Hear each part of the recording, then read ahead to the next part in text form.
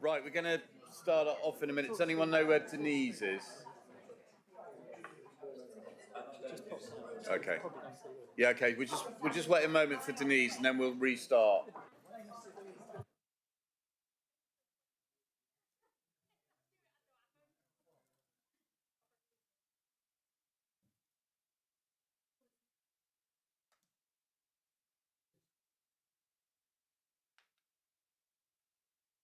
Right, it was, yeah.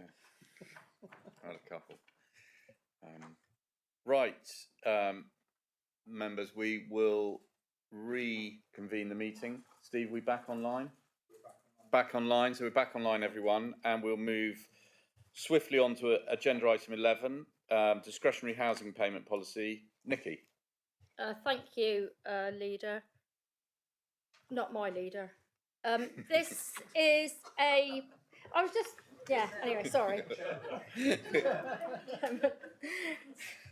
This is a policy refresh to ensure the council remains in the best possible position to continue to support residents through the cost of living crisis. Discretionary housing payments provide additional support to residents with their housing costs, where they receive either housing benefit or the housing cost element of universal credit. They play a significant role in preventing homelessness and enabling tenants to move to more affordable accommodation. The discretionary housing payment budget is provided annually by the government.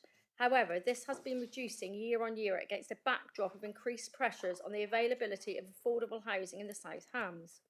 The draft policy has been reviewed and updated to reflect best practice guidance and ensure that we make fair, consistent and timely decisions to provide financial support to those residents in the most need. Thank you. Thank you, Nikki. Members, any questions towards this? As Nikki said, this is a refresher of our policy that we've had in place. Any comments?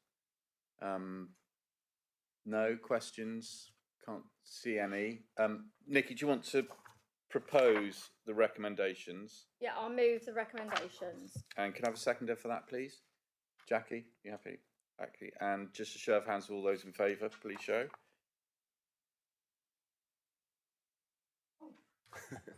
That's now unanimous. Thank you, leader. And then agenda item 12, which is the housing benefit war pensions disregard policy. And it's you again, Nikki. Thank you, Chairman. And I'm really glad to bring this one to you because it is so important. The housing benefit war pensions disregard policy.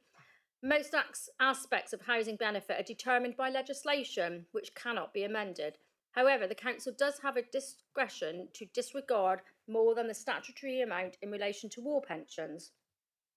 The report proposes that the executive recommends to the council it reaffirms its commitment to disregard 100% of income from war pensions. This follows a recommendation made by external auditors to all councils to reaffirm their policies, many of which will have been agreed in the 1990s. The cost to the council is minimal, with the DWP meeting 75% of the cost and the council 25%. It is estimated that for 24-25, the cost will be to this council £7,201. This has already been budgeted for, so there are no new financial implications. This is another way that the councils can support residents through the cost of living crisis, as well as recognise, which is more important than anything, I think, those veterans who have served our country and in my mind have kept us safe. Thank you, Chairman. Thank you, Nikki. And yeah, I agree with you. It's excellent report and supporting the people that need it the most. Any questions, Jackie? Yeah, thank you. It's a question actually I was going to try and ask it on the last one. So it applies to both. It's really about people when they're actually trying to make applications or be supported through making an application. And I'm very aware that that often it's been really helpful to be able to come in easily and have a face-to-face. I just wanted to make sure that that is being made available to people. I know that it's with reception being shut from time to time and things like this, it's more difficult. So I just wondered if that was being made available to support people, because I know sometimes it's very confusing, particularly for the agenda item 12 actually. Just just going to say that the reception's reopened now. Yeah. So that's good. Jenny, yeah, do you want to? Yes, thank you, leader. Yeah, just to say, I mean, obviously, where people are able to transact with us online and are able to complete an application online, you know, we offer that option, but we're very much around offering customer choice, because we are dealing with a vulnerable cohort within society. So we will accept applications over the telephone, and we will see people by appointment where necessary. Thank you, that's really good to know. Thank you. Any more questions or comments? Nikki, you want to? Thank you, Chair. I just think we should say we will never not help anybody. If any resident wants help from this council, and it means us even going out to their home to help them, that is what we will do as a council. We want to be open and available to all members of all residents of the South Hams in any way they choose. Obviously, online is the preferred method of communication, but if we had a resident who wasn't able to get here through one reason or the other, we would have a means to help them. Thank you. And also, sorry, reception has never been closed. It has just been operated in a different way up until now. Okay, thanks for clearing that up, Nikki.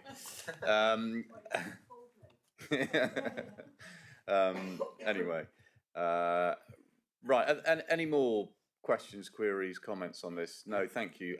Nikki, do you want to propose it? You happy to propose the recommendations as? I'll move the recommendations. Yeah, and we have a seconded by Dan. Excellent. All those in favour, please show. That's unanimous for that one. Thank you, leader. Lovely, thank you. So we now move on to agenda item 13, and this is mine, the revenue budget monitoring. I mean, it's all there. It hasn't really changed much from last time. I mean, the one thing that I would really like to highlight, and it's you would have heard about it in the national news as well, and that is our big overspend on homelessness. It's a massive issue. Denise alluded to earlier about how we're looking to buy some flats in the Kingsbridge area to help alleviate that issue, but it's no doubt it's a massive issue for us. You know, the signs are it's not going to get any better anytime soon. So we need to be aware of this. We are lobbying government for more funding in this budget, but it is, you know, £500,000 is and rising is a big overspend in our budget. Any comments, questions, members? Jackie. Sorry, it keeps on being me. Yeah, just picking up on that point about the homelessness. As I recall, just fairly recently, we closed down the arm's length company that we'd set up to be able to buy housing some years ago.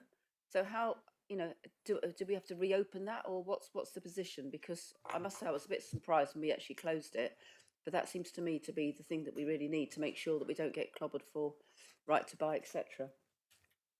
Yeah, I mean, my understanding is Jackie, is that we had this company, Yeah. but it was always dormant. We never actually used it, so it was just sort of tidying up things.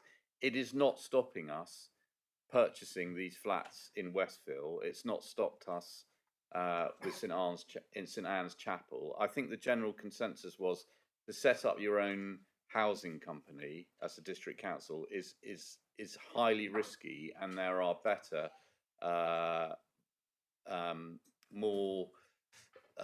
More functional and which don't give you the risk. I mean, if you know, we just look around Devon itself. If you look at the housing companies that have set up and failed and cost those councils millions of pounds, I think of Three Rivers, I think in Mid Devon, Torbay have suffered with exactly the same. I can't remember the name of the company there. So the feeling is that we won't have an arm's length company, housing company as such, and we will look to work with our partners. We can, I think it's right in saying we can have a certain number before. I think it's up to 200.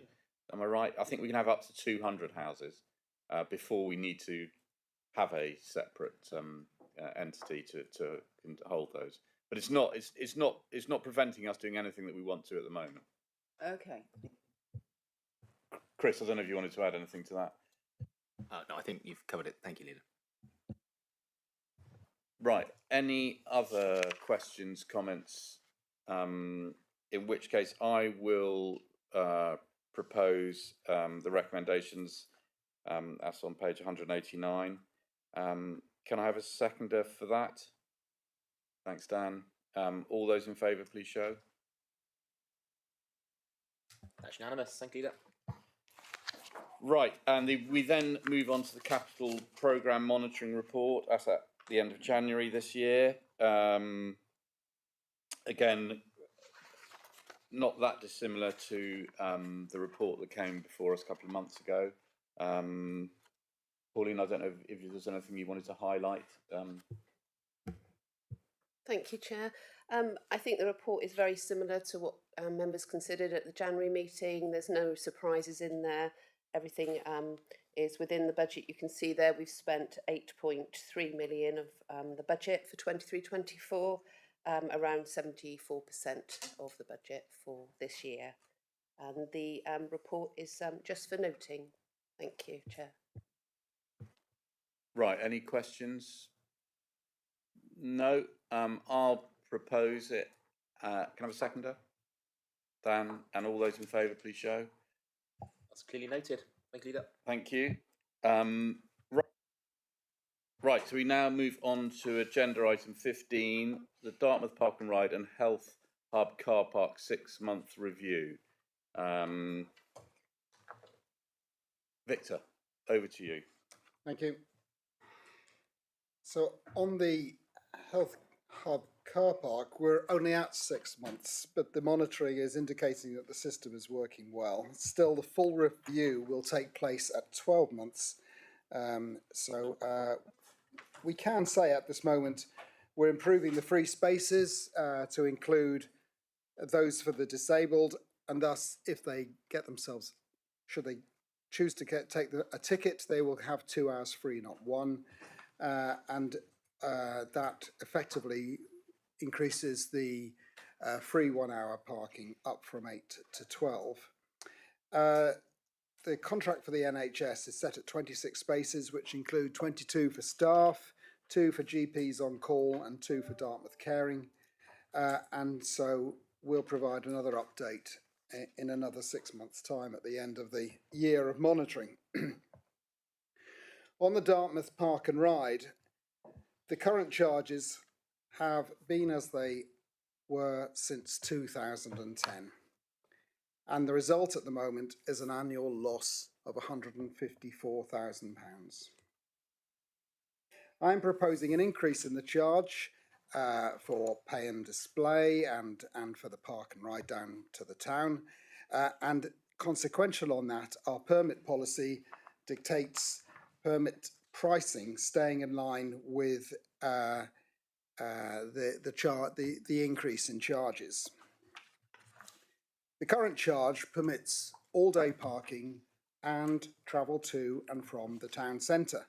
2 permits are available, one for businesses, which may be used by an employer with different employees, and the pass can be changed between them.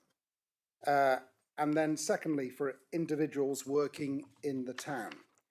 The representation by Dartmouth members has been detailed and persistent. I have agreed that the challenge for the low paid to raise the full annual charge in one go is difficult, and so there is a new option of a monthly permit, and the pricing currently is proposed for the business permit to be at £608 per annum, the annual personal permit to be £347 per annum, and the new monthly permit to be £60 per month. £60 per month is an equivalent to £2 a day for parking and the bus if you were to go in 30 days. Of course, not everyone will do so many. And if you're going in for 20 days, the equivalent is £3 per day for parking and the bus. The bus service under the new scheme developed by our officer is improved.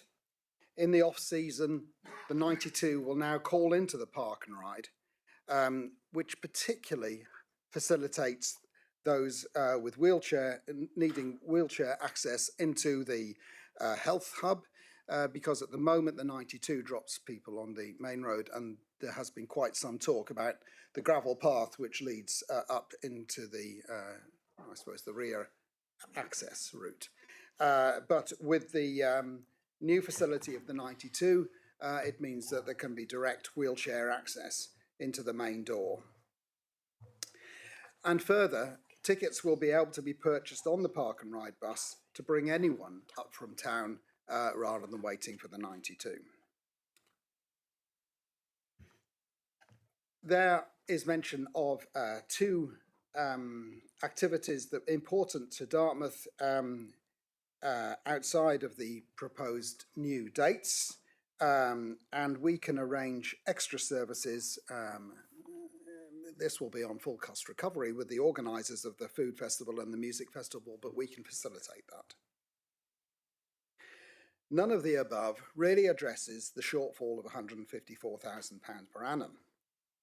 Therefore, the proposed increase raises coaches' fees to £10 per day and the ordinary use of a driver with a calculation of however many passengers they've got with them, perhaps 6 if you've got a good sized car, to £10 a day. If it was 6, the price would effectively be charge of £1.66 per person per day for parking and travel up and down to town.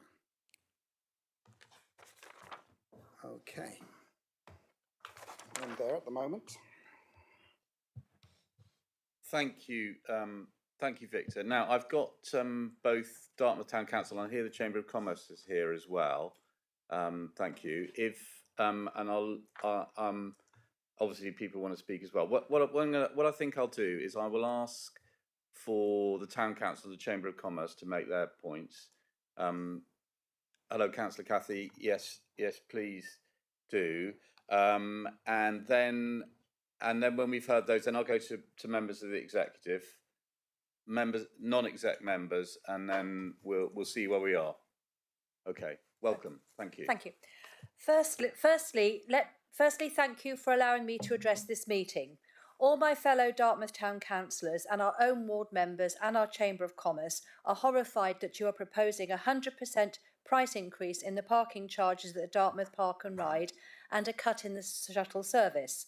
We firmly believe that this will have a very detrimental effect on our town and are asking you to reconsider these proposals, which are completely out of step with offerings in nearby destinations. For example, Salcombe Park and Ride, which is operated by the Town Council in Tally-Ho, has a £3 charge, including, I've just discovered, thank you very much, the bus fare. So if you add in a £2 and a £2, that turns out to be £7, doesn't it?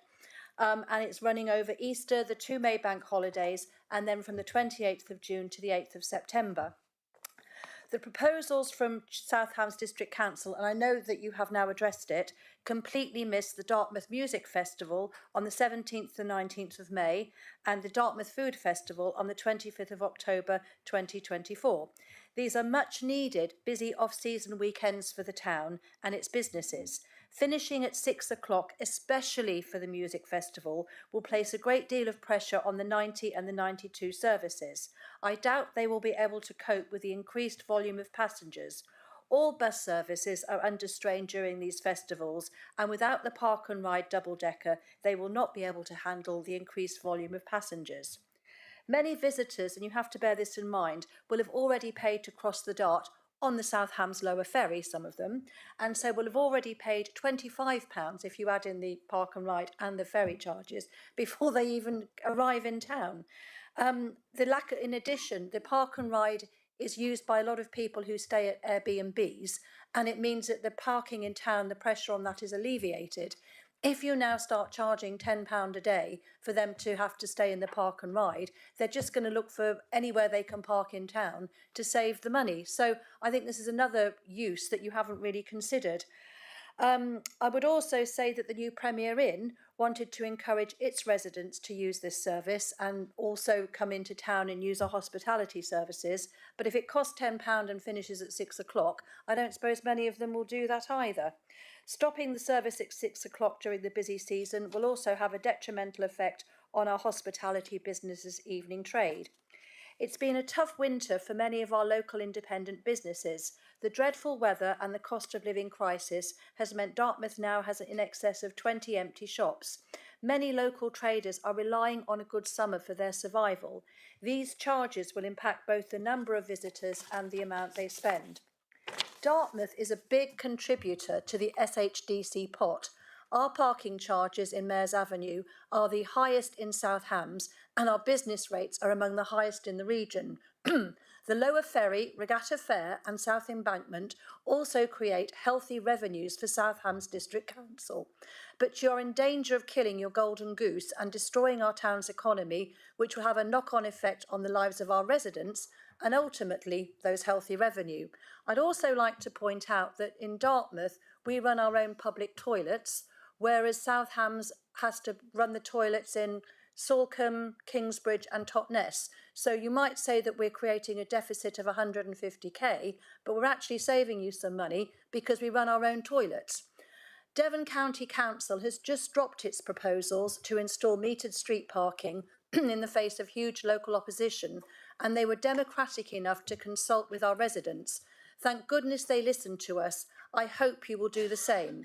Please consider these proposals. We all accept there may need to be a modest increase in charges and that the bus service may need to be adjusted during less busy months. But for the peak season and festivals, there must be an evening service. Once again, thank you for allowing me to speak on behalf of our town. I hope I've said enough to persuade you to modify these proposals. Thank you very much. Anyone want to make any comments? Yeah, John. Yeah. Can I just ask a question? In the report at 1.6, it mentions the figure of a loss or a significant loss of £154,000 per annum. So my question is this: has this loss been incorporated into the budget for 24/25? In other words, nothing has been included in next year's budget for an increase. That's a question. I wonder if we could have an answer for that, please. Yeah, Chris, you want to? In Lisa's absence, so that would become a budget pressure if it was to materialise. It is not included in the MTFS. It's a real and actual loss if it is sustained in the year to come. No, you haven't answered it. So within our budget, we have assumed that we're going to close that gap. If we don't close the gap, then that will become a budget pressure. So the answer is that anticipated loss of 154 was taken into account. No. No? No, exactly the opposite. We've assumed that we're going to close that gap, so there won't be any budget pressure. If we don't close the gap, that will be a new budget pressure in the budget that we're just doing.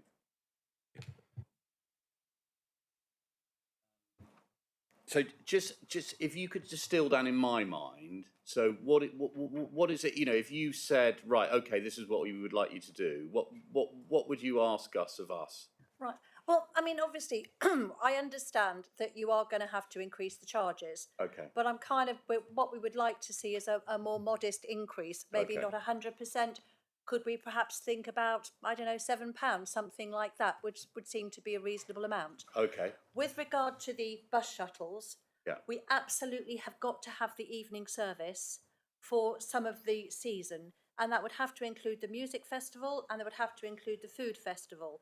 But possibly maybe some in perhaps June, maybe before the school holidays, maybe we could look at, I don't know, perhaps not running it so frequently and closing it at 6 o'clock and allowing the 92 and the 90 to ferry people up and down. So as you see, the people in Salcombe are kind of just running their bus services at the busy times. And I did check with the ward member, and he was kind enough to tell me that they don't make a loss. So they work very closely with the bus company, and they kind of scale up and they look at what's going on and track it very carefully. So I mean, so what time do the stagecoach buses stop?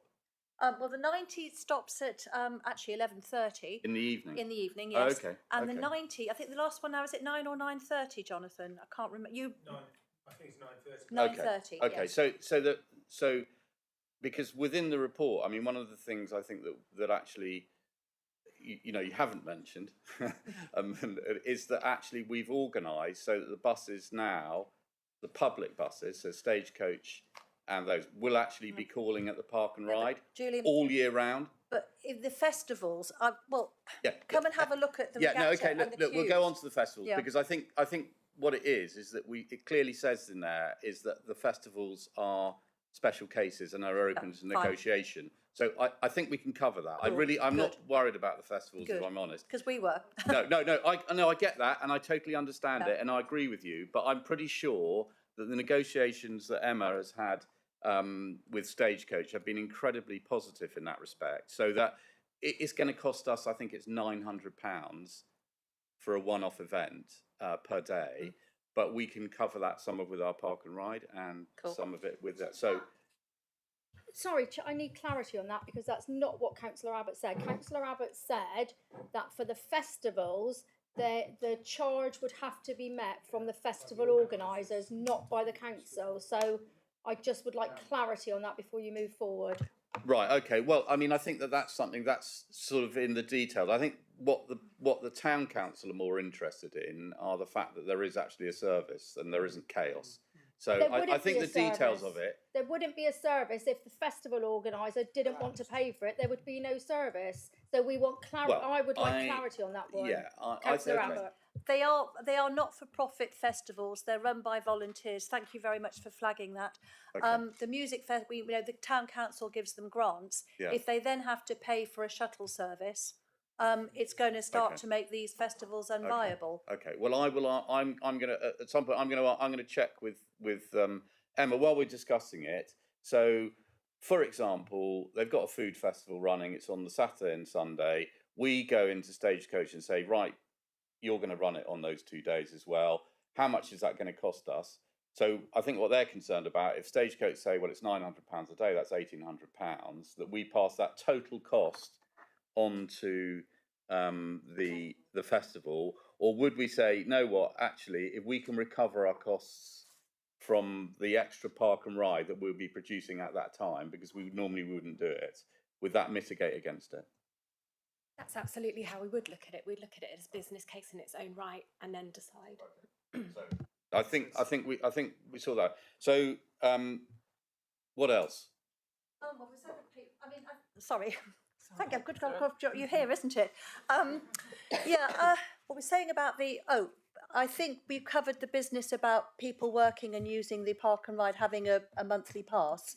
That's something that is also very important, which I left out of my spiel because you said that. But for our economy, we need people to come in and work in the town. And if they've got to pay £10 a day to park, they're not going to come and work in Dartmouth, and we've already got enough pressure with the staff. So the pass is pretty key, but I think you've already covered that. So that's nothing we have to worry about. So Excellent. yeah, I mean, I think primarily it's the actual cost per day. Okay. It's the shuttles serving the buses serving the festivals. Yeah. And then we really do want to see what we can do about the evening service, particularly during the summer holidays, because obviously people want to eat in the town at night time. Sure. And that's another thing we could look at. But no, I get that. I totally get that. Yeah, and I mean, it's important. We want to support our towns as much as possible. So, my feeling is that there is already a bus service that provides that is like that. Emma has managed to negotiate with Stagecoach that they will now actually go into the Park and Ride, which she didn't have before, and they will do that all year round.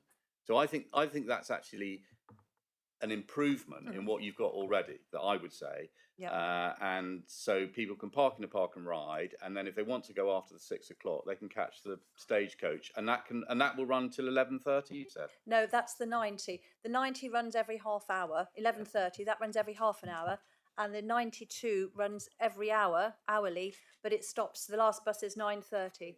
Okay. So what we would have here is that there would be. So at the moment it runs what till 7 o'clock? The Park and Ride. till 7 arrives. So after 7, you're going to, instead of having it every 20 minutes, you're going to have it every half hour. But you're proposing to do it to 6. Yeah. So, okay, so after 6, it's going to be every half hour rather than every 20 minutes. Can't we argue the toss and have it till 7 o'clock for the sake of an extra hour? Well, look. I mean, we've got to find something that's financially sustainable, and look, we can't. What we'd like to do is say, look, you know what, we'll run it all year round for free, whenever, till midnight, 24 hours a day, lovely. And I mean, we'd all think that's fantastic. We can't do that, so I hope you understand that there has to be a bit of give and take. But I already have, because I've already said that we understand there has to be a modest increase, and we understand that the shuttle has got to I just think it's really important that we all understand. And it's you as the town councillor that we get it from. We get it from you, the real deal in the set of the issues that you've got. So that, because I mean, then we'll go back to Victor, see what he's going to hear this discussion, see what he says, and then hopefully we can come up with a sort of compromise. Isn't going to do everything, but we'll hopefully do a lot more. Any more questions for Kathy? Yeah, well, you're going to have to hold your horses, Jonathan. Ben, I'm going to come to you later, actually, Ben, unless it's specifically on that. No, I'll come to you later, Ben, because I'm going to go to the lady from the Chamber of Commerce. Thank you. Much appreciated. Thank you very much. Okay. And then Nikki. And then Jonathan and Ben. Okay.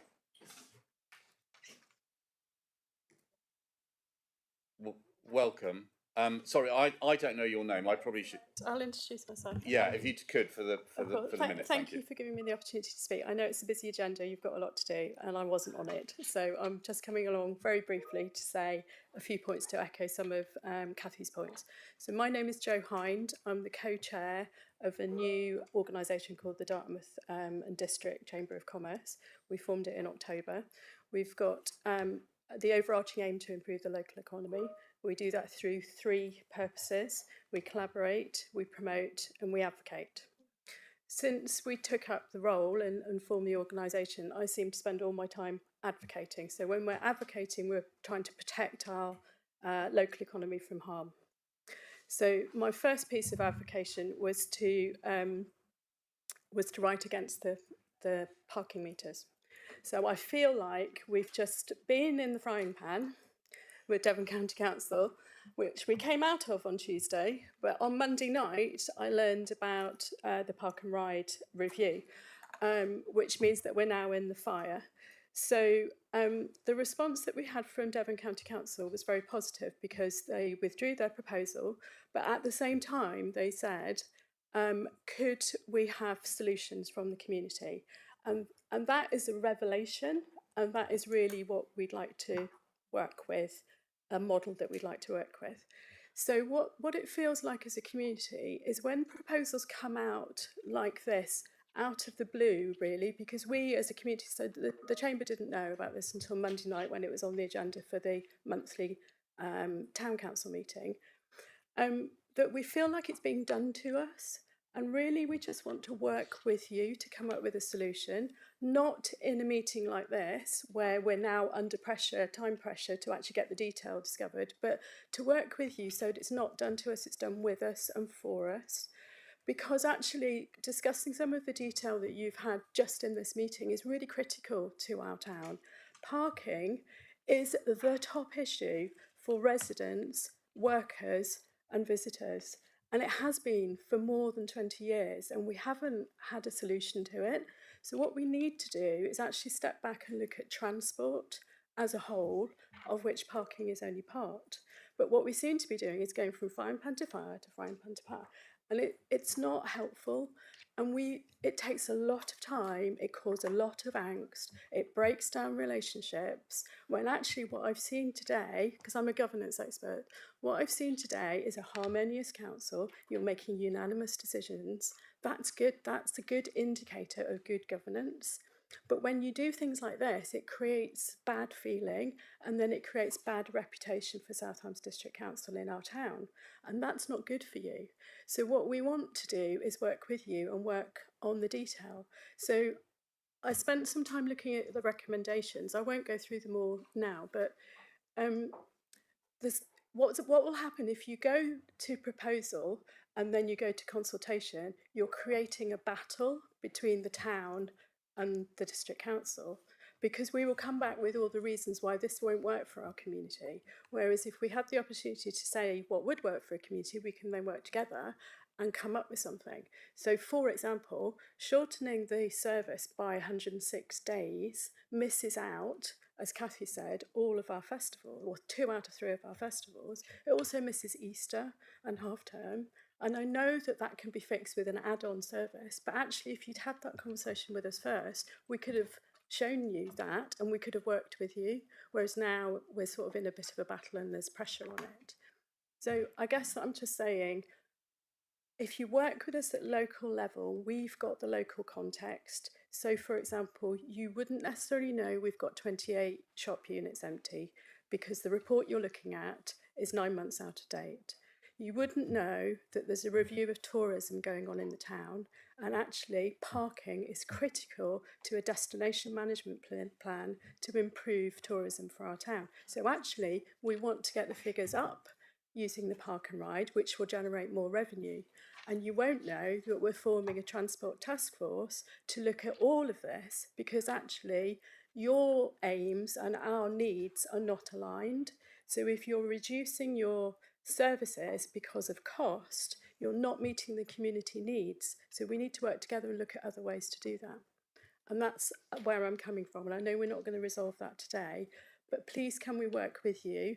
We know that relationships between local level and district level have not always been great. We're a new organisation to the party, and we would just love to have a proactive conversation with you as business owners, so we totally get that you can't run it as a deficit, but please can we work with you for the needs of the community.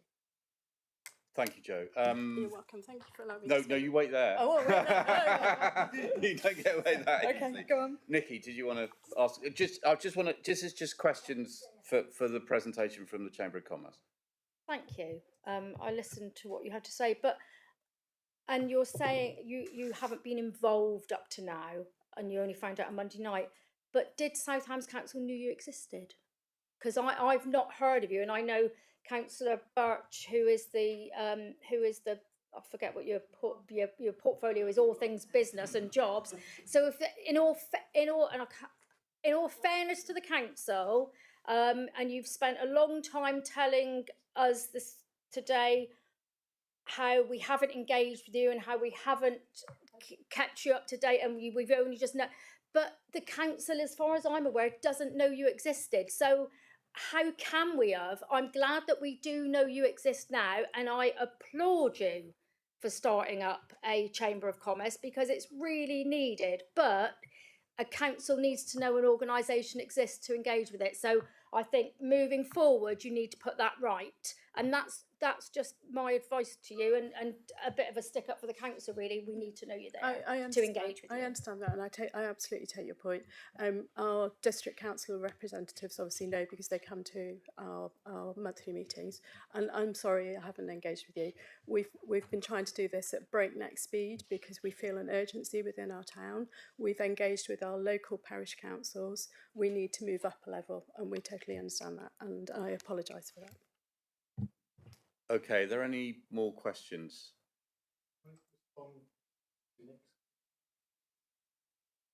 Yeah, well, yeah, go on.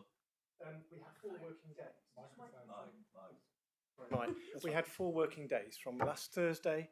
That means we had Friday and possibly Monday, Tuesday before we got to this meeting with the proposal in hand. That's not really. I knew nothing about it before then. Well, before the paper, you. Last Thursday. So we knew what about the Park and Ride review? About this proposal, we knew nothing. So you didn't know what the proposals were? No. Well, you knew that it was coming along because obviously it was on the executive forward plan. We didn't know what you were proposing to put. But to be fair, you didn't come to us and say you're reviewing the Park and Ride. This is what we'd like, did you? Yes, I did. Did you? When? I've sent multiple emails. Persistent was the word that. Yeah, no, but when? That was since the last Thursday. What I'm saying is since there was an acknowledgement of the review. which was way back in July. I've been persistent. All we were told was that we needed to. Sorry, all we were told was we needed to have a meeting with Emma and with Victor and that meeting was last Thursday in the evening. We had no warning other than it was going to be on the agenda, but no idea that you were going to double the parking charges. So you knew in the executive forward plan that there was going to be a review of the park and ride. So what representations did you make to Victor or Emma before that? No, not the one, not when we've come up with our solutions. When did you come forward with yours? In the past, because this contract has been up for renewal for many, many years, what the council has always done in the past, normally about September, October or November time, in the autumn of the year before, the council has come to the members and actually gone to the town council to actually come forward with a way forward. This didn't happen at all this time. And that's, it's not a criticism, but it is a criticism, I'm sorry. No, that's fine, Jonathan, but what I'm saying is that, look, I accept from what I've heard, and particularly from Joe here, is that probably we could have done this in a different way and probably could have gone out for extra consultation. What I will say, that what we've got here on the agenda today is exactly what Devon County did, and then the response, and then they changed their view. So it's no different in that sense. What we've done is that we've asked that we will publish proposals that we decide today, and then that will go out to consultation, and then a report will come back to this committee. So in a way, that's exactly what's happened at Assisi County. It's happening here. So I accept, and I hear what the local members, and I hear what you're saying, and I hear what the town council is saying, is probably we should have gone out to consultation earlier to discuss it. But we are where we are. What I would like to do today, and I appreciate that we're under time pressure, is to try and trying to mitigate the issues that we see coming up as much as possible, so that you can go back. I mean, as I explained to Kathy, you know, we can't give you a free service 24 hours a day, the whole day for nothing, because you understand that, you get that. So what I'm going to ask you the same question I asked Kathy. What are the issues that you would like to see mitigated within this paper as set out that would make a difference to you and your members of your Chamber of Commerce? So the big issues are that the reduced service from 220 days to 106 days misses out Easter, half term and the festivals. They are critical to our town. The weeks in between that, we accept they're quieter. You've got the data. If you share that with us, we can understand that. So it would be, don't reduce it by 50%, which is 53%, I think, which is what you're doing. Please look at those critical times. It would also be 100% uplift in the price, makes it very expensive. So remember, the location of Dartmouth is such that if you're travelling from the other side, from Tor Bayside, you've got to go on the ferry, and the ferry is £14 return on the higher ferry and £11.50 on the lower ferry return. So if you add that onto your £10 of parking, that's £21.50 or £24 before you've got out of your car. So that's for a family of 6, as Councillor Victor mentioned. If they've got to then pay for 6 ice creams at £4 each, you know, that's a very expensive day out. They're not going to come. And that is a big issue for our town, because we need the visitors, we need the locals, we need the workers, I get that. We need the visitors. So what you're saying there is the cost of, so it's £5 as it is at the moment, and it has been for about 15 years. Going up to 10 is too much. £10 is way too much. It's too much. Okay. And also, that's one thing. And I get all. I mean, obviously we can't cover the prices of ice cream. No. But I'm just giving you I'm giving you the reason. Yeah. I am slightly biased. I have an ice cream shop, but that's not why I'm arguing the point. No. So the point is, just for our local economy, if we're taking £24 out of people's pockets before they get out of the car, their disposable income in the town is less. That's the point. No, okay. So Point taken. Point taken. 100% increase is not right. Okay. It should have been increased incrementally over the years. Okay, that's fine. Thank you for that. Are there any other specific? I mean, we've covered the events, I think. So long as it's really clear in the proposal what it is for the events, what we will do I think that's for something the events, because it isn't at the moment. No. If you look at 4.22, it says, and we'll cover that. But you're right. It probably needs to be slightly more specific. Yeah. And then also you extended that a bit. You talked about Easter and half term. Yeah. Now that's something that we probably weren't looking at. I mean, we've got the data on that, but it may be something that we can. Yeah. I mean, in the end, that's the cost. I mean, if there are enough people using it, that it means that for extending it for that time and it's cost effective, absolutely no problem. The problem we may have is that there's limited people using it, and actually it's then we're subsidising it heavily, which is what we're trying to. We understand yeah, that. okay. We're all in the same boat with that. But I think businesses have to balance their books as well. So we've got the price increase, we've got the events, half term and Easter. Is there anything else? Maybe Jed's got a point. DCC operate a 30 ticket book, which allows a flexibility, meaning it's not £60 per month. It's 60. Start again. So DCC operate a ticket book of 30 tickets for a specific price, and you can then use those tickets throughout the season. Many of the workers work 3 or 4 days a week. They don't, or even 2. They don't work full time, and there are certain for the locals, they don't use the car park every single day. They may be using it ad hoc. They don't necessarily need the bus either.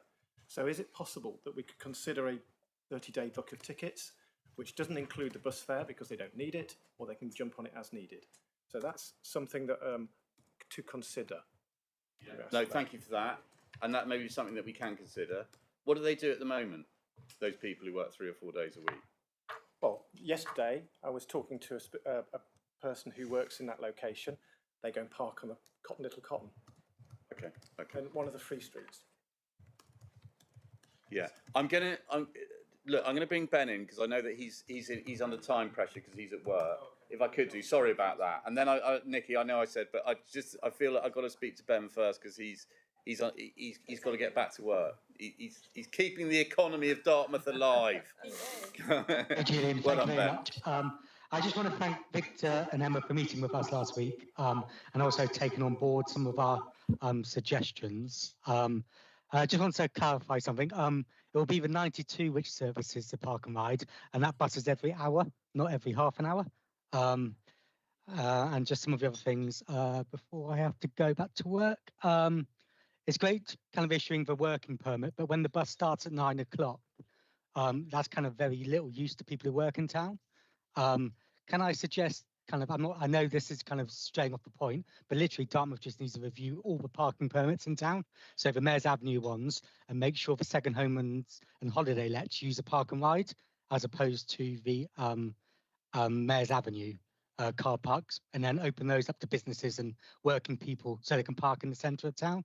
I share what kind of Kathy and Joe have said, pretty much echo their thoughts. And I know Jonathan and Jed and I are all on the same page.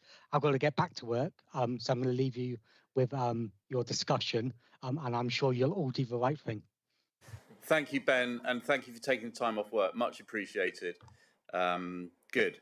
Right. So, are there any more questions for Joe? I think we've done our bit. Do you want to bring in any more? No. Thank you, Joe. Thank you very much. Really appreciate you coming and talking to us.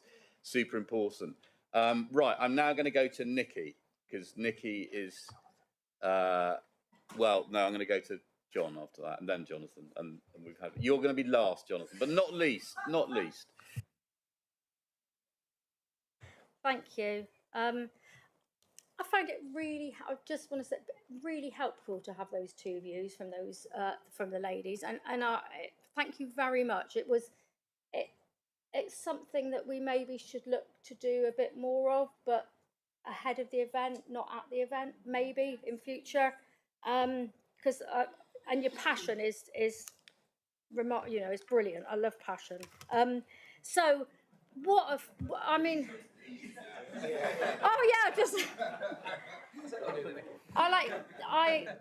that's completely the wrong thing to say at my age.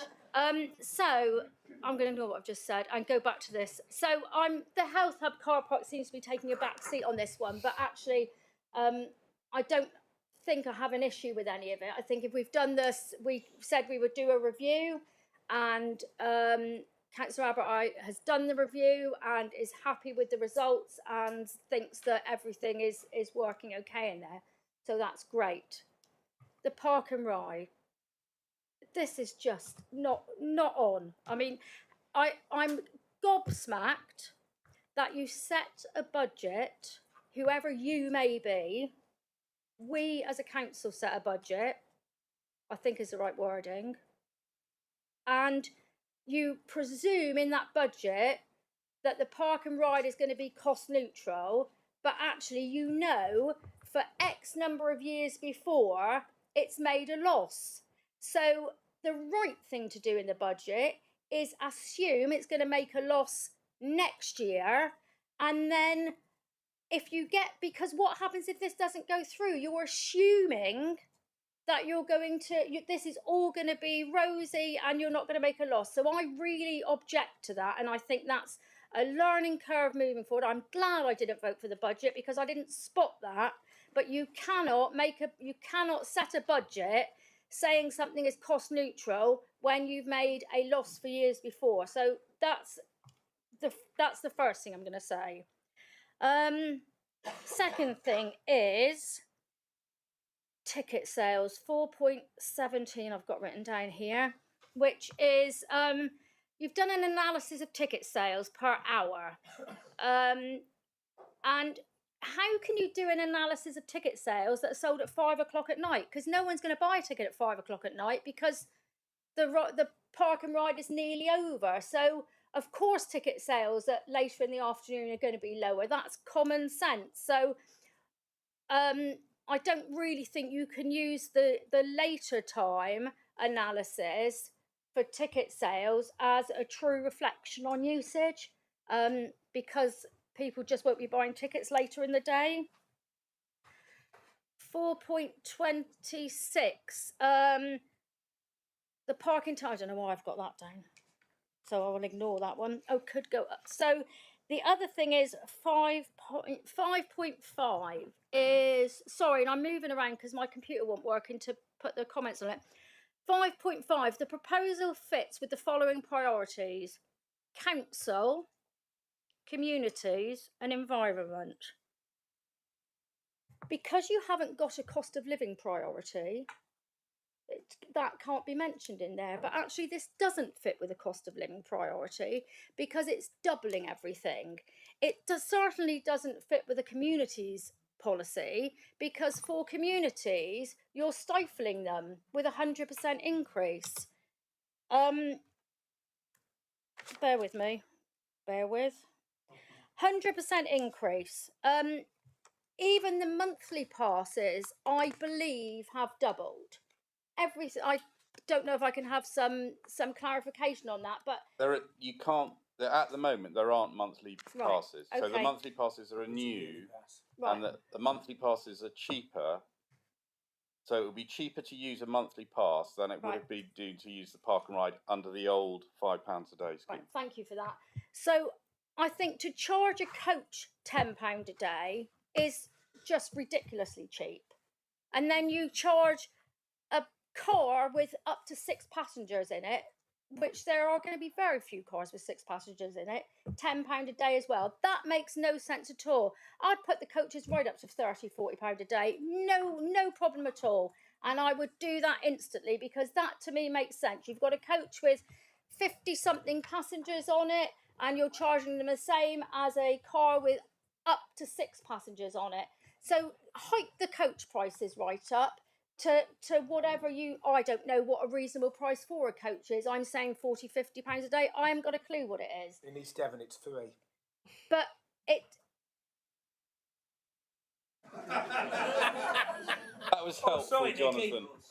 Please think of hiking the coach prices up, because £10 a day is ridiculous for a coach.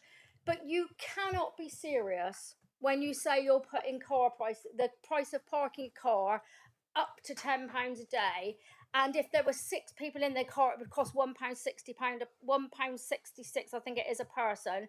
That's just not a fair analogy, and it's not an acceptable analogy. And my proposal would be to hike the coach prices up for residents of the South Hams only to give them a residence permit. And you could do this quite easily because because it's all, it's not in a Uji meter, I don't think.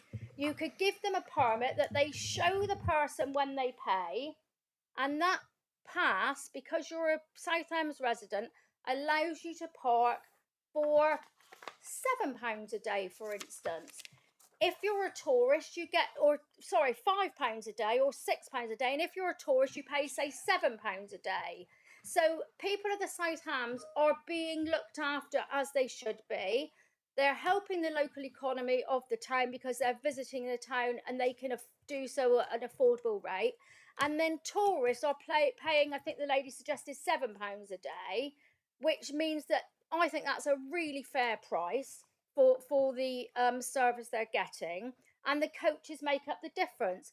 But then we have to look at the times this park and ride opens, and if it's opening from 9 and businesses, people who work in Dartmouth need the park and ride to get into town, well, of course it has to start before 9 o'clock because they'll all be running down the hill falling over themselves. And if it finishes later, they'll all be they'll be going home a different way. I don't know. It's maybe good to walk up the hill after work, but you need to look at the times the park and ride operates, and the festivals. I sort of got myself slightly muddled. What you were saying, Councillor Abbott, is that the council would make up the festival organiser would be asked to make up a deficit if it didn't reach the cost of running it for that day. Is how I think it is now. I think I haven't finished. You can answer that, but I haven't finished. So that point of clarification, I do need to go to the officers on. So, bear with.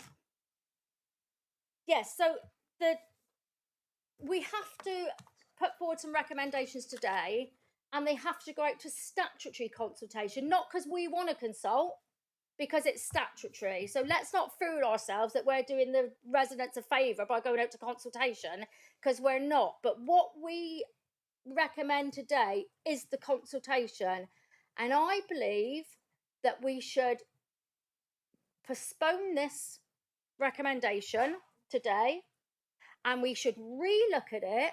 We've heard from these two ladies.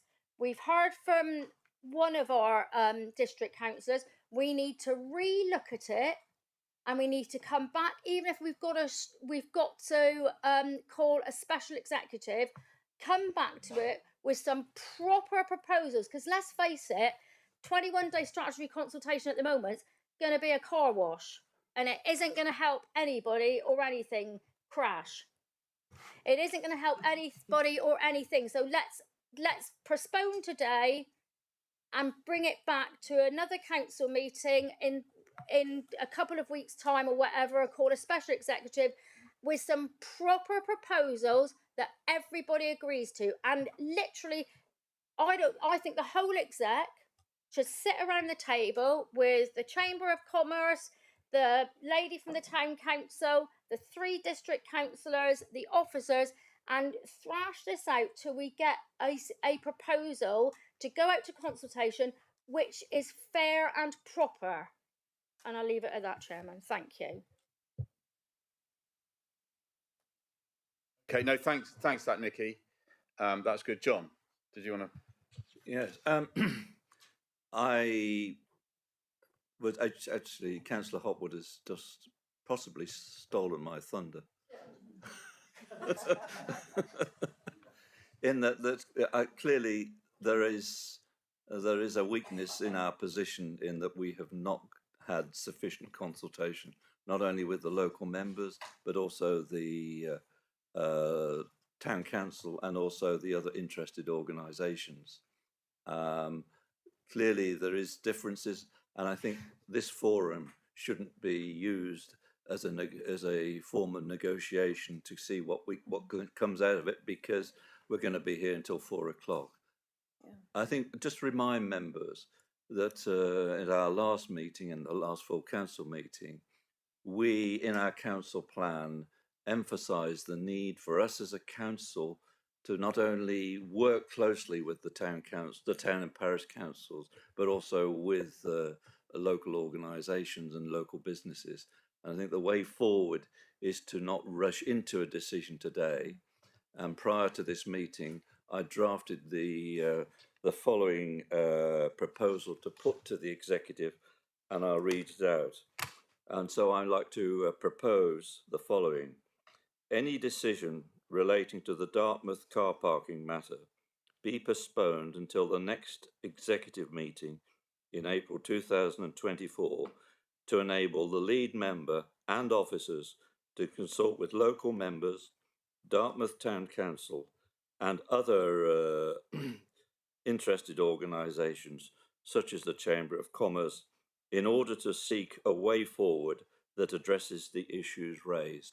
In other words, picking up on what Councillor Hopwood said a moment ago, I think we mustn't rush into this. This is important. I think it's important that we're seen to be fully consulting with all those interested parties. The fact is, and I agree with Councillor Hopwood, we can't rush into this and seek to hide behind the statutory consultation, because I think the point that Joe Hyde made, is that will then just create a battleground. So I think before we go out to formal consultation, let's get this right. And the way forward is what I suggest I proposed, and I'm happy to read it out again if you wish. So I need a second. I'm happy to second that.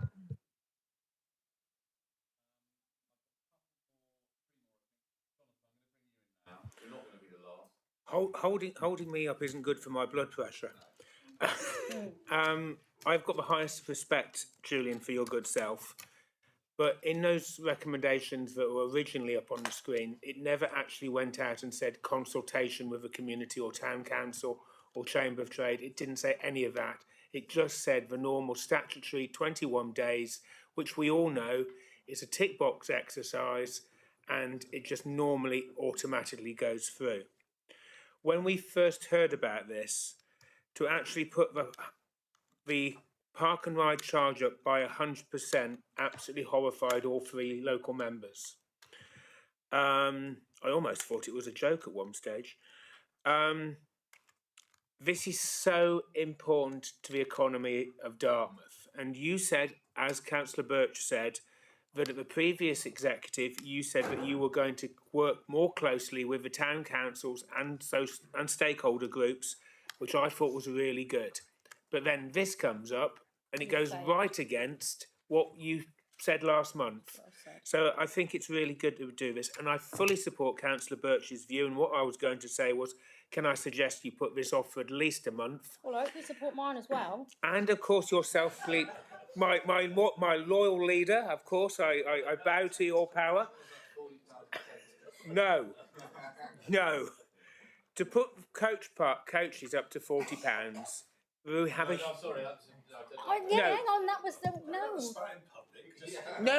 Keep going. No. Keep going. Right, so, I'm going to go on the coach park bit first of all. If you go to East Devon, you can park in Seaton free of charge. Okay, you might not want to go to Seaton. Hopefully nobody from Seaton's listening. But in the most of the car parks in East Devon, they are either free or very, very cheap. To put the coach parks, which is a huge part of Dartmouth trade, to put up to £40, they will go just elsewhere. They just won't bother coming to us. Yeah, no, Jonathan agrees. Okay, but I've got a few things to say. Just to make it clear, I'm not suggesting £40. I'm just giving you examples. Yeah. Now, what I would like is in this consultation is that we do come forward with a commuter ticket, and a commuter ticket that is purely for businesses and for residents of the South Hams.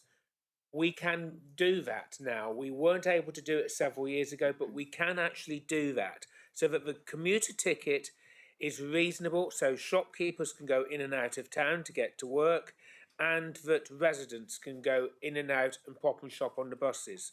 Now, I'm going to come back to a few other items. Sorry, Julian, I apologise. So that is really important. To reduce the service level to 9 o'clock and to 6 o'clock isn't really acceptable. Sorry. It is going to affect our restaurants, our catering, our businesses that are in town that stay open in the evenings, and that is very, very important. The commuter ticket should be from at least 8:30, if not 8 o'clock, so people can literally get into work. But I have to admit, my business, we only open at 10 o'clock now, so you could perhaps do it at 9 o'clock. The bus services, the 90, which already is servicing the Park and Ride, and what will be the 92, the main town service, which is the one that goes on to late in the evening, is only a small single decker. Now, all of you know I'm a sad soul. I've got vintage vehicles. The small single decker cannot be enlarged. You cannot put a double decker through Townsville, and you can't put a larger single decker through Townsville because the roads are constricted. So I fear that if you reduce the service down to 6 o'clock, there will be an awful lot of visitors that won't be able to get back, and they'll be queuing along the embankment, which we have all seen in the summer. The bus shelters aren't big enough, and I've already asked for bigger ones, but we need to actually ensure that the service is till 7 o'clock. We say that we're about, hopefully, to have a new Premier Inn in Dartmouth, and sustainable and getting people to walk and cycle into town. We need a footpath through to Little Cotton, which then accesses the Premier Inn and the industrial estates. We need a footpath through the hedge that is there at the present moment. We need that for those residents, but we also need a safe footpath from the bus stop, which is at the shelter, to the Health and Wellbeing Centre, because at the present moment there isn't a footpath. You have to walk along the side of a road, or you have to walk through the car spaces. So that has to be looked into. We have to have a proper footpath so the disabled mums and dads, pushchairs, can get to the Health and Wellbeing Centre. I'm going to finish on the Health and Wellbeing Centre. We did say we were going to have a 6-month consultation. Now we're going to have a 12-month consultation. I think it was originally going to be around this time of year to actually come forward with a decision. Happy to extend it to 12 months or another 6 months. The current 8 spaces isn't enough. And we have all been advised by the PPG and Dartmouth Caring, etc., that there should be 20 clear spaces for that free 1-hour parking.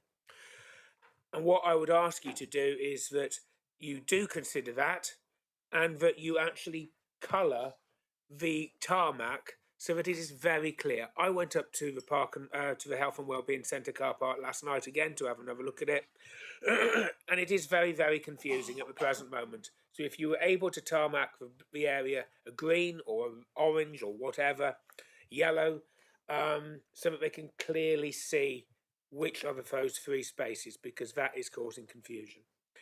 But please, I hope you do actually support Councillor Birch's and Councillor Hopwood's suggestion of postponing this for 1 month, and actually for all of us as a community to come forward and work with you to do what's best for the town. Well said. Thank you, Jonathan. I've got Denise and I've got Jed and Jackie. Did you want to speak? Yeah, Denise. Thanks very much. And yeah, we'll be supporting this recommendation, alternative recommendation. I was struck by what the lady was saying about don't do things to us, work with us, and that's what we have said we will do, and that's what we should be doing. We did have a meeting a couple of weeks ago. I did flag up a couple of these concerns, and it immediately didn't seem right that we were proposing to charge £10 for coaches and £10 for cars as well. And I don't know what the figure will come up at, but £7 was mentioned, something like that. Does sound more reasonable, plus permits for resident, perhaps permit for resident seasonal workers, something like that, which is what the community is asking for. That seems good. And also, you know, Easter was on the schedule we had. Easter was missed out, and there didn't seem to be enough room for manoeuvre for festivals and busy times, and the lengths of time that the schedule service needs to be running. So that doesn't need to be looked at properly, and we do need to include the community and take the community with us in decisions and recommendations and discussions on this sort of thing. It is what we should be all about, listening to ward members, listening to town councils, parish councils, everybody else, and quite rightly that was said. And also the health centre car park itself was mentioned, as well as the park and ride by Councillor Hawkins just now. And yes, I mean, it does concern me, this, because we have, it seems to be patients, volunteers, healthcare workers using this car park, and it's a pity they're charged at all, really. Ideally, they wouldn't be, but they are. We've got 8 free spaces. I mean, I know the Dartmouth Caring NHS GPs are asking for, I think they said 18 at a minimum for volunteers and patients. And there was also talking about free spaces, a few free spaces for longer term, and increasing from a maximum from 3 to 4 hours, which doesn't seem unreasonable either, because they... Jed? Yeah. So I just want to really thank Kathy and Joe, and I really want to thank everybody else that's put forward a very passionate presentation of their feelings about what's happening. I'm very grateful for these kind words. I would from Wellbeing Centre, they just don't know that the free parking is there.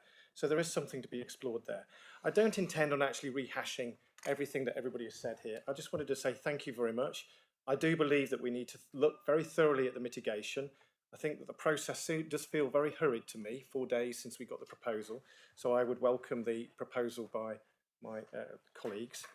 I would also like to point out that against the 154, there is a healthy revenue being provided from the lower ferry, which I think is exceeding targets, is the words that I saw in one of the reports that was in the meeting publications. So there are balances to be struck, and I look forward to mitigating actions to allow a sensible and collaborative approach to a solution. Thank you. Thank you, Jed. Jackie, and then I'll go to Simon. Yeah, Jackie. Thank you, Chair. Just very quickly, I won't reiterate what anybody else has said, except to say thank you to the people that have spoken and really opened this up. And I also welcome that there's going to be, hopefully, an agreement to take more time on this, because I think it's really important. And it just shows the importance of bringing people in who are kind of really relevant. And it's not just about us as ward members or executive, it's actually about the people who are on the receiving end of the decisions. But I just wanted to raise that, part of this, of getting people to change their travel habits and get out of their cars and use park and ride, it's a climate change emergency measure as well. It helps to support that. It gets people changing their habits. And I think that's something that we ought to bear in mind, that there's a value from that point of view as well. So maybe we could see part of this as if it doesn't quite wash its face and we have to top it up from our own reserves or monies, or our budget, then I think we should maybe look at the fact that it's part of that work towards changing people's habits on climate emergency as well. And also, just the final other thing, there's money at county for improving bus services. Do you remember there was an application for 100 million at county, which came down? I think it came in at about 10 or something, and that is getting people to change their habits about getting people using buses again. So there might be some money sloshing to be thought about there. Okay. Thank you, Jackie. Simon. Thank you, Chair. Just to say that it seems to me that there are 2 unknowns that are sort of omitted from this report that might be helpful in shaping if this alternative recommendation is adopted.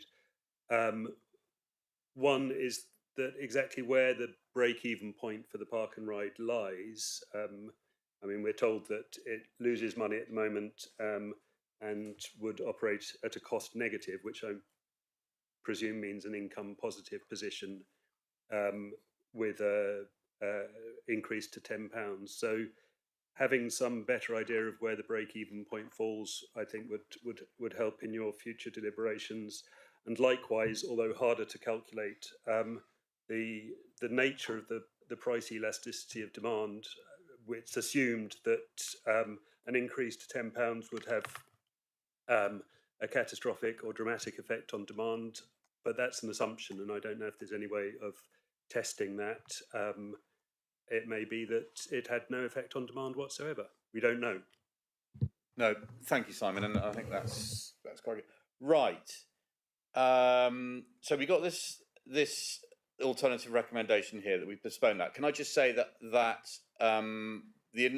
there are two recommendations we've got, no, three, and the first one is about the health hub, and that basically we're going to say that we want to wait until we've got a whole year's data, because I mean, I hear what people are saying, but the truth of the matter is that actually it's not working too badly what we got at the moment. So there's no need to go for radical changes until we have a complete year's picture about how it's being used. So I think that's fair enough, that first one. It's not saying, we will review it again in 6 months' time. So I hope that we can all agree that. So what I might do is I might take that as a separate recommendation, recommendation 1 on the health and wellbeing hub. And of course, it's always nice when Dartmouth thank the district council for building them that health hub when their hospital was shut by the NHS. And particularly thanks to John Tucker, who was mentioned earlier, who set that whole ball in running. So, I mean, if it wasn't for the district council, you wouldn't have a health hub. I think anyway, that aside, so that's what I'd like to do with on 1. As far as so 2 and 2, it would be 2 and 3, wouldn't it? That we would ask to be replaced with the to delay it until there's been more consultation. Can I just go to Chris Brook, that is, to get some kind of, because there is a timetable with the TRO. Sorry, Paulie, did you want to say something as well? Sorry, Chair, if that's okay. I just wanted to clarify the position regarding the budget. So although it is operating at a loss of £154,000, the budget is built in for the park and ride. The actual budget pressure would be the increase to the contract. So we are operating at a loss, but we are budgeting for that on an ongoing basis. So I just wanted to clarify the position for members. Thank you. Nikki seems happy now, so that's good. No, Chris. Anyway, over to you. Just so we can have an idea of the timetable about what we're talking about. If there is a delay, Chris. Thank you, Chairman. So, irrelevant of what consultation the council decides to take, there is a statutory separate consultation of 21 days, which we have to assess, and we have to consider the results of that. So that takes a bit of time, and I would say, with a fair wind, say a week. And then, depending on the outcome of that consultation, it either is able to be delegated or it has to come back to the executive. The proposal here is that the service starts on the 1st of May. So if you take a month out of that timetable, that gets you to the beginning of April. So there isn't very long to work around a separate consultation. So ideally, a combined, the consultation is a consultation, whether it's statutory in its it serves a statutory purpose, but it is genuinely a consultation. So, having two does create a problem. If there was to be a delay in this decision now on the park and ride, what you're saying basically is we would have to have a special executive in order for us to hit that timetable.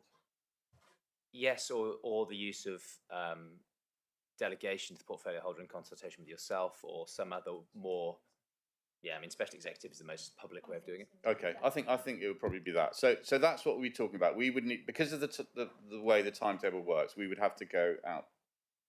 We would probably have to have a special executive to decide on following the consultation. And what sort of timing are we talking about there, Chris? When would you want to have? Obviously, you've got to have the consultation, work out the paper, and then we've got to make a recommendation, which then goes out to the statutory consultation for 21 days. Next week. So pretty soon. Yeah. Pretty soon. Okay. So it's got to. If it does happen, it's got to be pretty soon. I think we're clear on that. Can I just say? I appreciate that we probably have gone a bit of wrong way round here, but actually I think that we've worked through many of the issues that have been talked about, and so I'm hoping that you know, we obviously need to work on the details about Easter and half term. I think the events, I feel quite relaxed that we're okay with that. I mean, there are sort of little bits about coaches, but I agree. I think cheaper coaches, because that's what you want. You want the punters into Dartmouth, and if you put up really high coach prices, they'll go elsewhere. And it's the people in you want, isn't it? I like the idea, local residents and permits. That's something that we are working on. We're waiting for the technology to catch up with us, basically, Nikki. So what we want to do is we want to have the park and go will be that if you're a local resident, you charge a different rate than if you're a visitor. So that's what we want, and that's what we're working towards. We need the technology to catch up with us, but it will be there, and hopefully within the next year. Sorry, Nikki. Very quickly, sorry, would this postponement have any effect on the Easter? So would the park and ride operate normally over this Easter with this delay? I mean, I know we can't have it always, but you need a park and ride over Easter. You can't just stop a park and ride like that. Can I come in, Chairman? So thank you. So I think that's precisely. But it's not there at the moment. That is precisely the reason why we have to have a quick decision on this. So I think I agree with the Chairman. It's been incredibly helpful to get the views and opinions in the meeting, but we have to be clear that there's a whole set of operational arrangements that are already in hand in terms of when the park and ride will begin to operate from and when it won't. So if we're going to have these conversations, and I absolutely support that, I think we all have to be clear that the further consultation with local community, town council, chamber will have to happen really quickly. There's been a really helpful debate today, and I would recommend that meeting takes place in the next week maximum, because I think that's the only way we have any possibility of being able to go through the formal consultation, which, as Mr. Brooker said, is a statutory requirement in order that we can get things in place. Otherwise, we're going to have chaos this summer with us not knowing, you not knowing, and most importantly, the residents and businesses of Dartmouth knowing what the arrangements are. So that's not perfect, but we're not living in a perfect timeline. That would be my recommendation, Chairman. Okay, thank you, Jed. It's good that we're talking about timelines, but this timeline, we knew what it was. When we first discussed this in July, we said it was going to be 6 months, then it was going to be in January, and the way it's been delivered means that we've got 4 days notice of the real proposal, and now we're sandwiched between a statutory piece of timeline requirement. So I think it's quite clear, I'm pretty upset, that the timeline is now in this situation. We knew this a long time ago, and we could have worked around it, clearly worked around it. But we find ourselves in this situation right now. Well, we are where we are, so you can either turn up to the consultation or not, and that's up to you. I appreciate that, you know, it's not ideal, but we are where we are, so we've got to move on. The park and ride will be shut this Easter. Well, not necessarily. Not necessarily, because, look, Emma has done a fantastic job in negotiating with Stagecoach so that we may be able to make it as if it is a special event this Easter. I'm not going to promise anything there, but I think that's the kind of discussion and the rapport that Emma has developed with Stagecoach, that we can have those kinds of discussions. So, you know, hopefully, yes, we can do something. Can't promise it, but, you know, that would be a start. So the previous park and ride, when did that start? What were the dates of that? End of March. End of March. They would have just taken in the Easter holiday. Yeah. Okay. Fair enough. I mean, that is a point. So look, I think it's clear from the mood of the meeting, the discussion that we've had, that we probably do need to delay this for extra consultation. That consultation has got to be quick. We've got to do it within a week if we want it to work. Just a few other things I'm just going to throw in. You know, we talked about it's a balance. Absolutely, it's a balance. Southam's taxpayers subsidise Dartmouth Leisure Centre, for example. No other leisure centre gets subsidised. Dartmouth Leisure Centre does. Should we do it that Dartmouth pays for that? Okay, those are the balances, the checks and balances that we have to do across the whole region as a district council. We talked about the Salcombe Park and Ride. Salcombe Park and Ride paid for 100% Salcombe Town Council. Should we just say to Dartmouth Town Council, you pay for your park and ride then? It's so important to you, you pay for it. Because that's what happens in Salcombe. That comes out of their members' presets. So when we are discussing this, please do remember that we live in the real world. There is monies. We have to make things balance, and we want to make it as equitable as possible. So on that final note, unless anyone else wants to say anything before we go, I'd like to move to a vote on this alternative recommendation. Just a typo, 1, 2. Sorry. On the third line, no need to put the word enable for. It should be enable officers. So delete 4, please. Yes. And then next to discuss, rather than the issue, put the matters. At the end of that sentence, discuss the matters further, because it issues later on in the matters further. Right. That's, yeah, just getting it right. Yes. A legal expert. Dan. A very quick point. There's been a lot of politicking and around the issues today. I just would make one point, which is that we wouldn't be where we are now. And I think, I forget which of the two ladies from Dartmouth it was that raised it, but whoever it was absolutely right. Councillor Hawkins, Councillor Hopwood, we should have been raising these charges at some point over the last 14 years. They shouldn't have been staying at £5 for the last 14 years. You were certainly on the executive for the whole of that time, Councillor Hawkins. I don't know about Councillor Hopwood, but you know, it is worth mentioning that we are where we are the leader is very quick at congratulating the previous administration at times. I just make that point in return. Okay, thanks, Dan. Yeah, Nikki, go on. I have to respond to that, Chair. Go on then. Quickly. Yes, I have been on the executive for about 18 years, far longer than Councillor Hawkins was, but I wasn't playing politics at all today, and I completely, absolutely it isn't okay. I take exception to that. What I was doing is making sure the residents of the South Hams and the businesses of Dartmouth get a fair and proper way forward. And also, I think what you must realise is that this has all come about because people weren't consulted with properly. There was no politics involved in today whatsoever. Thank you, with Nikki. respect, I said politicking. Not yeah, politics. no, well, whatever. But Nikki, and I hope, you know, and that's the way you're going to move forward. Yeah, no, I know, so do I. Right. Victor, I think you should have the final say before we go to a vote, if we may. So to use your phrase, the mood of the meeting is such that this is going to pass. But you have here an opportunity not to throw out the baby with the bathwater. The contract which has been negotiated has significant improvements in it. And if this doesn't get through in time, it'll be lost. And I propose to you, not formally, as a discussion point, something else. The town service already services Park and Ride. So that, I mean, if you don't want the Park and Ride, Jonathan, that's fine. It makes it a lot easier.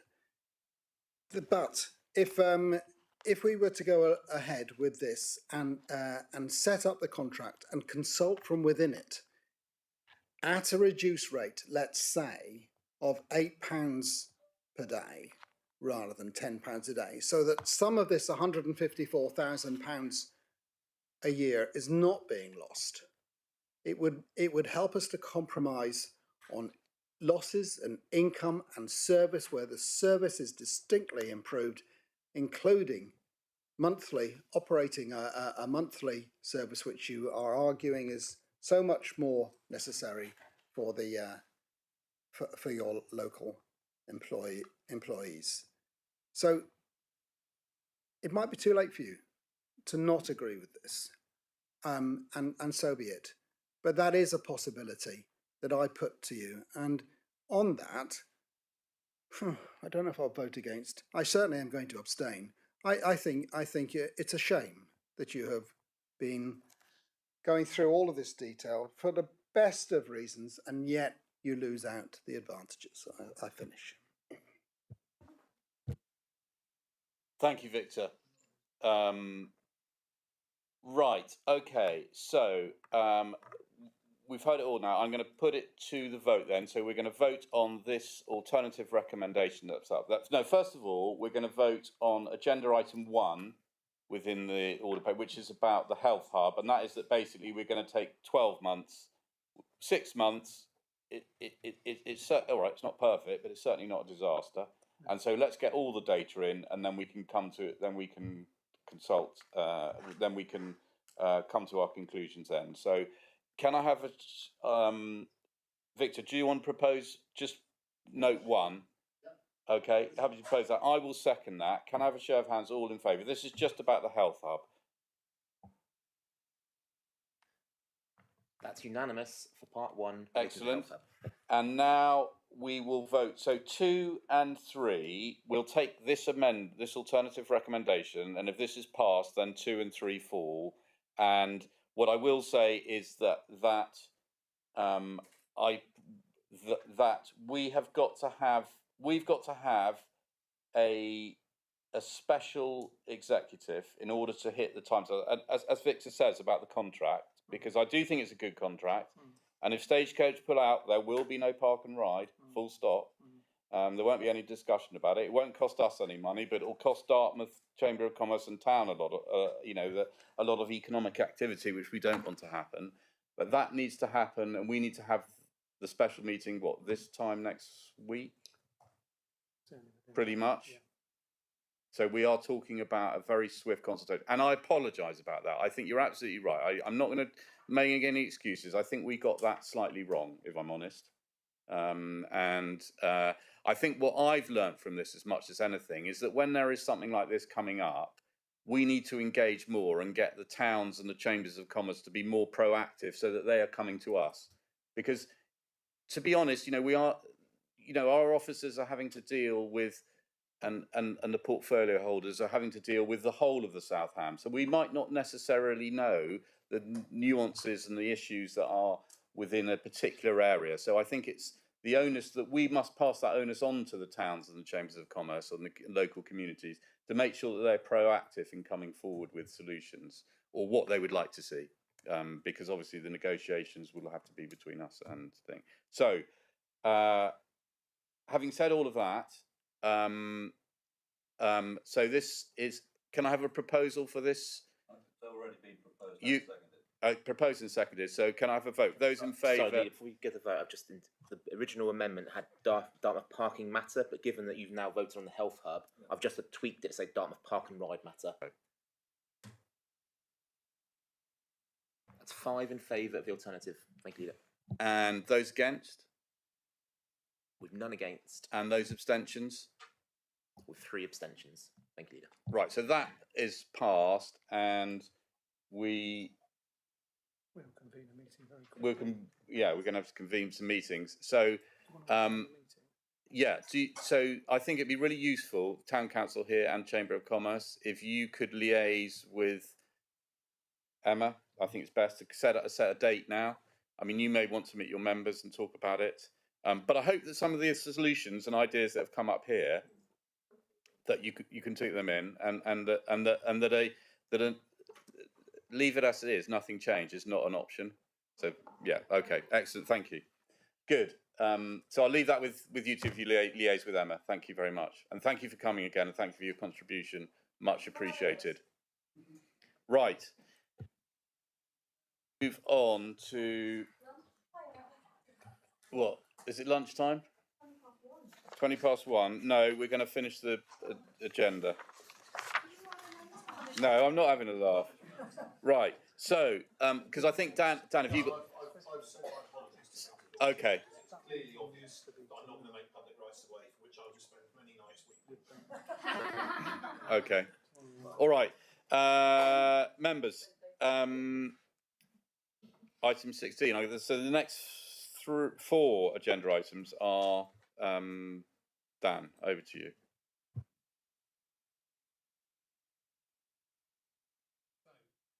So, thank you, Leader.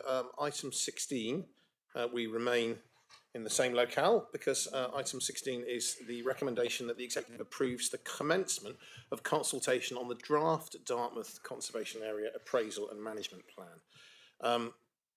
members, I think you've seen the document. I think the really important thing to emphasise, and it's particularly relevant to the conversations we've just been having, is that this is the recommendation that we go out to consult.